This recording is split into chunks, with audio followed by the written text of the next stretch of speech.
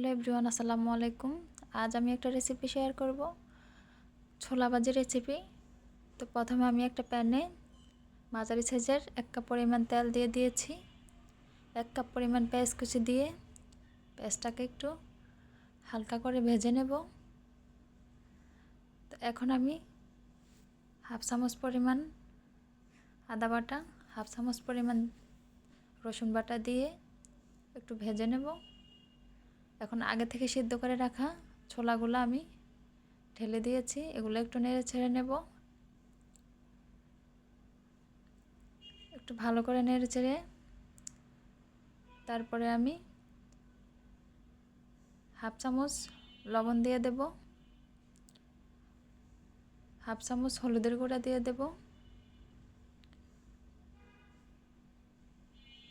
2টা কাঁচামরিচ দিয়ে দেব, 2টা কাঁচামরিচ দিয়ে একটু পানি দিয়ে দেব পরিমাণ মতো, 2টা তেজপাতা, 2টা দারুচিনি, 2টা এলাচ দিয়ে দেব। এখন একটু নেড়ে চেড়ে আগে থেকে আমি কেটে রেখেছি 2টা আলু সিদ্ধ করে, ওটা আমি ঢেলে দিয়েছি।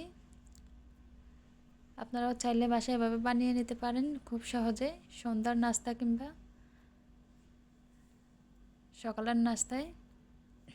এখন আমি একটা ঢাকনার সাহায্যে ঢেকে দেব। পরিমাণ মতো কিছু ধনেপাতা দিয়ে দিলাম। এখন একটু নেড়ে চেড়ে দেব। হাফ চামচ পরিমাণ জিরের গুঁড়া দিয়ে দিয়েছি। এখন একটু নেড়ে চেড়ে নেব ঝোলটা টানা পর্যন্ত।